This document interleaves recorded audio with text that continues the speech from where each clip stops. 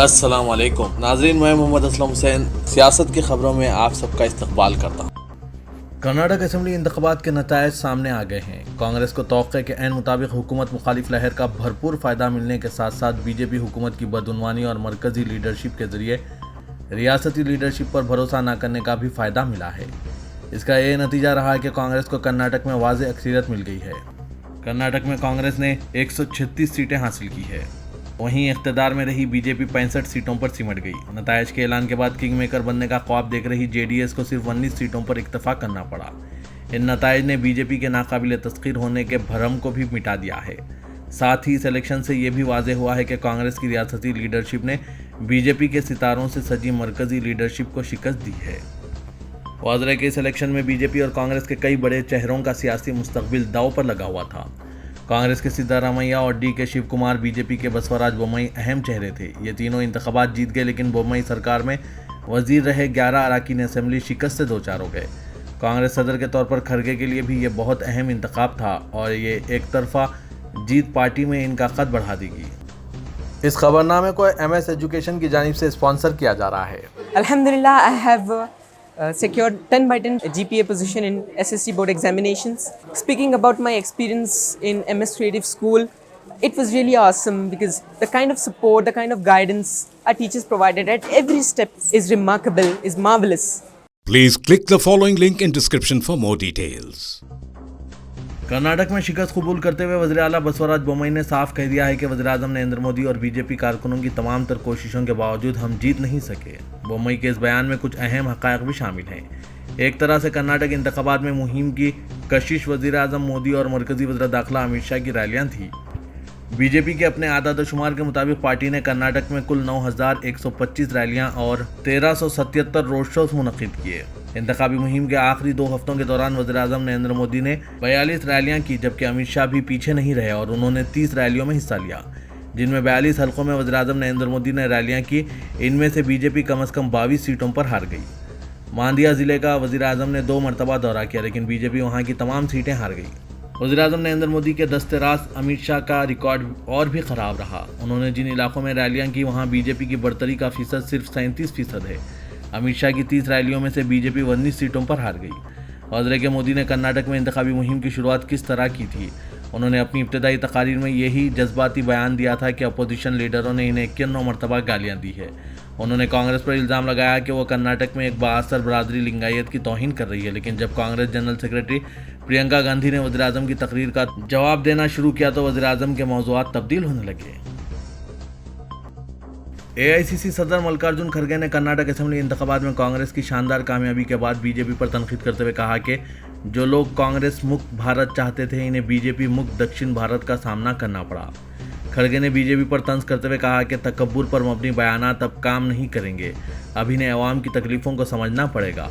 खड़गे ने एक प्रेस कॉन्फ्रेंस से खिताब करते हुए कहा कि कांग्रेस कायदीन को इंकिसारी से काम करना चाहिए और ज़मीन से जुड़े रहना चाहिए। अपोजिशन कायदीन ने कर्नाटक में कांग्रेस की शानदार कामयाबी की सताइश की है और रियासत के अवाम का शुक्रिया अदा करते हुए कहा कि यह जीत जाहिर करती है कि मोदी नाकाबिल तस्खीर नहीं है और इन्हें हिंदुस्तान में जमहूरियत और दस्तूरी इक़्तिदार की बहाली के लिए 2024 में कामयाबी के मकसद से मिलकर काम करना चाहिए। कांग्रेस ने यह कामयाबी एक ऐसे वक्त हासिल की है जब अपोजिशन कायदीन मसलन बिहार के चीफ मिनिस्टर नीतीश कुमार और NCP के सरबराह शरद पवार आइंदा साल के लोकसभा इंतखाबात में बीजेपी से लोहा लेने के लिए गैर NDA जमातों में इत्तेहाद पैदा करने की कोशिशें कर रहे हैं।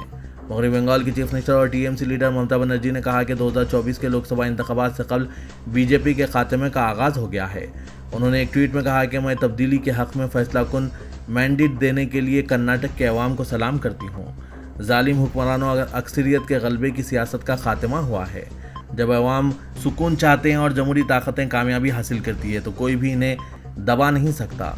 इस कहानी का यही साबिक है। समाजवादी पार्टी के चीफ अखिलेश यादव ने कहा कि कांग्रेस की कामयाबी से यह पैगाम गया है कि बीजेपी की मनफी फिरकावाराना और करप्ट सियासत का खात्मा शुरू हो गया है।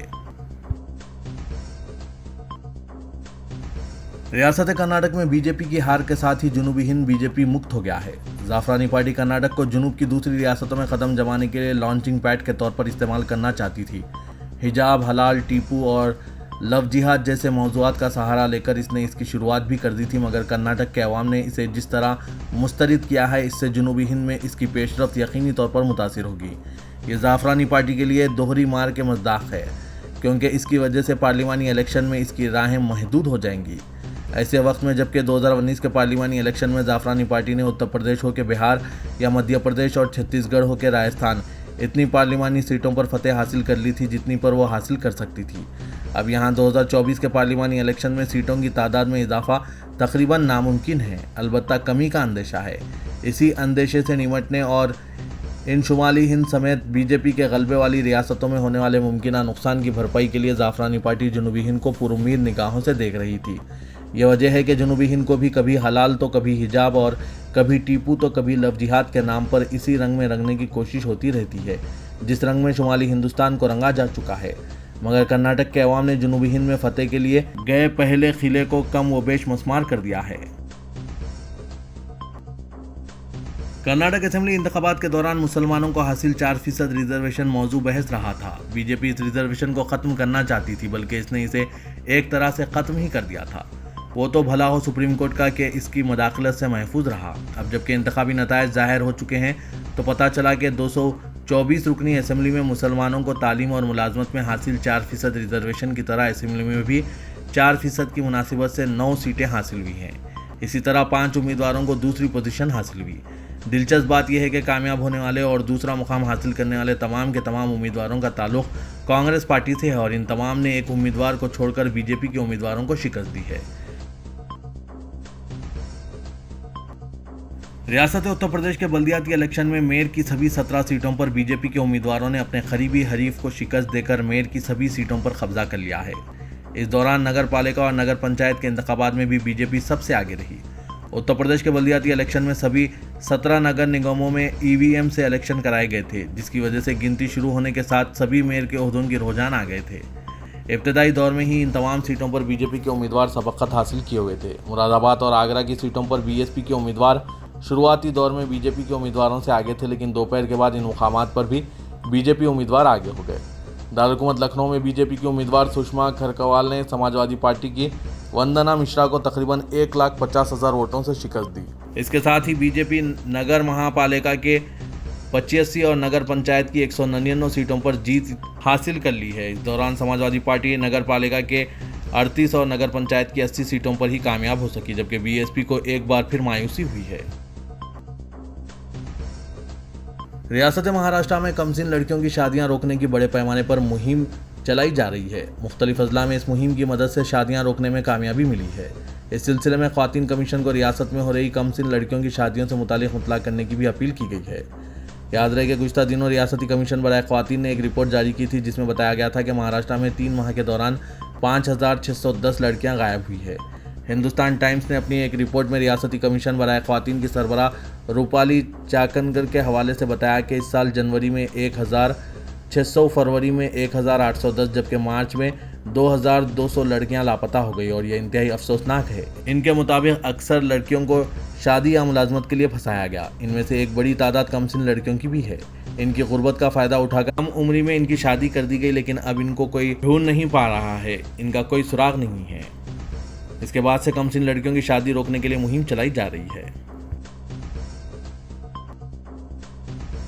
रियासत कर्नाटक में गुलबर्गा की शुमाल से असेंबली नशिस्त जीतने वाली कांग्रेस उम्मीदवार कनीज़ फातिमा हैं। ये वही कनीज़ फातिमा हैं जिन्होंने हिजाब की हिमायत में मुहिम चलाई, जिस पर मुकामी दानिशवरों ने इनका मजाक उड़ाया और बीजेपी ने इनके खिलाफ नफरत अंगेज मुहिम चलाई।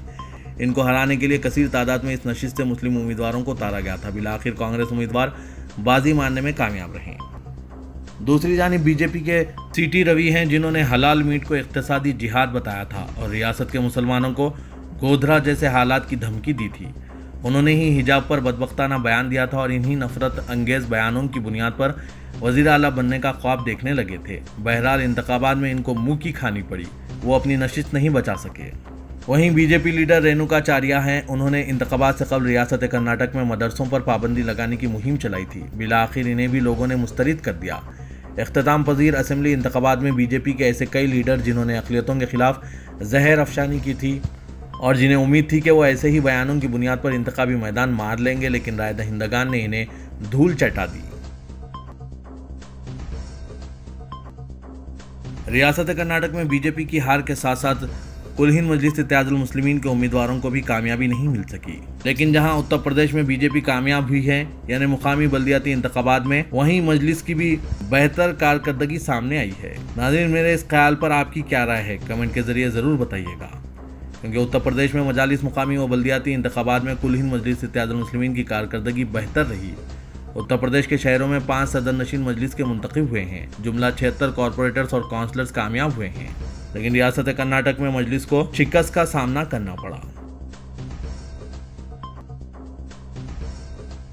तेलंगाना के वज़ीर आला के चंद्रशेखर राव ने 2 जून को तश्कील तेलंगाना के 10वीं यौम तासीस के मौके पर बड़े पैमाने पर एक दहे का जश्न मनाने का फैसला किया है।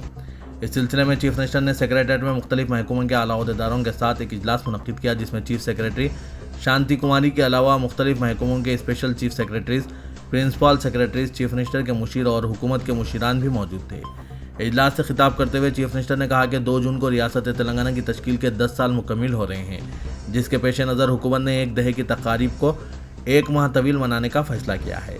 इसी प्रोग्राम के एक हिस्से के तौर पर शहर हैदराबाद में 1 हफ्ते तक यौम तासीस तेलंगाना का जश्न मनाया जाएगा। इस दौरान तेलंगाना की अलहदगी के लिए जान की कुर्बानी देने वाले शहीदों को खिराज पेश किया जाएगा और इनकी याद में तामीर करदा यादगार शहीदां की इमारत का इफ्तिताह अमल में लाया जाएगा, जो शहर के हुसैन सागर झील के किनारे तामीर किया जा रहा है। उन्होंने तमाम महकूमों के आला अहदेदारों को हिदायत दी कि वो 1 माह तवील यौम तासीस तेलंगाना की तकारीब को कामयाब बनाने के लिए तैयारियां शुरू कर दें। वजीर इंफॉर्मेशन टेक्नोलॉजी व इंडस्ट्रीज केटी रामाराव, जो फिलवक्त बरतानिया के दौरे पर है, लंदन में हिंदुस्तानी हाई कमिश्नर की जानिब से सरमायाकारी पर एहतमाम करदा गोलमेज इजलास के दौरान तेलंगाना को सरमायाकारी के एक मिसाली मरकज़ के तौर पर पेश किया। वजीर इंफॉर्मेशन टेक्नोलॉजी ने गुज़िश्ता 9 साल के दौरान काबिल लिहाज तरक्की उजागर की, जिसके दौरान रियासत बुनियादी मसाइल की यकसोई करते हुए तेज़ी के साथ पेशरफ्त कर रही है। इस मुद्दत के दौरान इंफ्रास्ट्रक्चर की इख्तराई सहूलतें भी फराहम की गई। उन्होंने कहा कि तेलंगाना में मुख्तलिफ शोबों में सरमायाकारी के वसी तर मौके दस्तियाब हैं, जिनमें इलेक्ट्रॉनिक, शहरी हवाबाजी, दिफा, फूड प्रोसेसिंग और टेक्सटाइल्स के शोबे शामिल हैं। तेलंगाना में हुक्मरान भारतीय राष्ट्र समिति ने कहा है कि कर्नाटक में असेंबली इंतखाबात के नतायज का तेलंगाना पर कोई असर नहीं होगा। बीआरएस के कारगुजार सदर और वजीर इंफॉर्मेशन टेक्नोलॉजी ने एक ट्वीट करते हुए कहा कि जिस तरह केरला स्टोरी कर्नाटक के अवाम को अपनी तरफ राग़िब करने में नाकाम रही, इसी तरह कर्नाटक के इंतखाबी नतायज का भी तेलंगाना पर कोई असर नहीं होगा। वजीर इंफॉर्मेशन टेक्नोलॉजी, जो फिलवक्त बरतानिया के दौरे पर है, तकरीबी सियासत को मुस्तरद करने के लिए कर्नाटक के अवाम से इज़हार तशक्कुर किया। उन्होंने कहा कि हिंदुस्तान के वसीतर मफाद के लिए हैदराबाद और बेंगलुरु को सरमायाकारी और इंफ्रास्ट्रक्चर की तश्कील में सेहतमंद मुकाबला करने दीजिए। तेलंगाना कांग्रेस के सरबराह रेवंत रेड्डी ने इस एतमाद का इजहार किया कि कर्नाटक के इंतखाबी नतायज का तेलंगाना में इआदा किया जाएगा। कर्नाटक में कांग्रेस की फतेह का खैर मकदम करते हुए उन्होंने कहा कि यह सिर्फ इस रियासत तक ही महदूद नहीं है, बल्कि तेलंगाना में भी इस कामयाबी का इआदा होगा। रेवंत रेड्डी ने मीडिया के नुमाइंदों से बात करते हुए कहा कि कल ये तेलंगाना में होगा और बादशाह लाल किले पर कांग्रेस का परचम लहराया जाएगा। जनूबी हिंद की बड़ी रियासत कर्नाटक में इख्तिदार से बीजेपी की महरूमी का असर हैदराबाद में पार्टी के दफ्तर में देखा गया, क्योंकि नामपल्ली इलाके में वाक़ पार्टी का दफ्तर सुनसान रहा, जहां हमेशा पार्टी की सरगर्मियां हुआ करती थी। कर्नाटक जनूबी हिंद की वाहिद रियासत थी जहां जाफरानी जमात इख्तिदार में थी, तहम आज के नतायज के बाद पार्टी इस रियासत से इख्तिदार से महरूम हो गई। नतायज के साथ ही तेलंगाना में पार्टी कैडर में मायूसी देखी गई। उमूमन मुल्क की किसी भी रियासत में बीजेपी के इंतखाबात में शानदार मुजाहरों पर यहाँ के पार्टी दफ्तर में सरगर्मियाँ नजर आया करती थी और पार्टी के सीनियर कायदीन मीडिया से बात करने के लिए पार्टी के दफ्तर को पहुँच जाया करते थे। पार्टी के दफ्तर में उमूमन जश्न का माहौल हुआ करता था, तहम आज कर्नाटक के इंतखाबी नतायज के बाद सूरत हाल बिल्कुल बरअक्स नजर आई। रियासत कर्नाटक में कांग्रेस की कामयाबी मुसलमानों के वोट के तकसीम ना होने का नतीजा है। इस बात से कोई इनकार नहीं कर सकता और ना ही कोई ये दावा कर सकता है कि कर्नाटक में बीजेपी का सफाया पार्टी ने उन्होंने किया है। कर्नाटक में भारतीय जनता पार्टी की शिकस्त पर सरकर्दा मुसलमानों ने सदर मजलिस कुल हिंद मजलिस इत्तेहादुल मुस्लिमीन असदुद्दीन अवैसी से इजहार तशक्कुर करते हुए कहा कि इनकी सियासी और फिरासत के सबब कर्नाटक से बीजेपी हुकूमत का सफाया मुमकिन हो पाया है। कर्नाटक असेंबली इंतखाबात में मुसलमानों ने मुत्तहदा तौर पर अपने हक रायदही का कांग्रेस के हक में इस्तेमाल करते हुए अपने सियासी शऊर का सबूत दिया। कर्नाटक में 13% मुस्लिम रायदहिंदों में 90% मुसलमानों ने कांग्रेस के हक में अपने वोट का इस्तेमाल किया और वोटों को तकसीम होने नहीं दिया। असोदी ओवैसी ने कर्नाटक असेंबली इंतखाबात में 25 नशिस्तों पर मुकाबला करने का ऐलान किया था, लेकिन इसके बाद अचानक अपने फैसले में तब्दीली लाते हुए उन्होंने महज 2 उम्मीदवार मैदान में उतारे, जिनमें हुबली धारवाड़ से गैर मुस्लिम उम्मीदवार और बासानावाड़ी से एक मुस्लिम उम्मीदवार को मैदान में उतारा था। लेकिन इन दोनों उम्मीदवारों के लिए इंतखाबी मुहिम में हिस्सा लेते हुए जलसे आम मुनक्किद करने के अलावा पैदल दौरे किए थे। बादशाह वो कर्नाटक से सीधे उत्तर प्रदेश के लिए रवाना हो गए थे, जहां मजलिस इत्तेहादुल मुस्लिमीन ने बल्दियाती इंतखाबात में पूरे जोश और खरोश के साथ हिस्सा लिया था।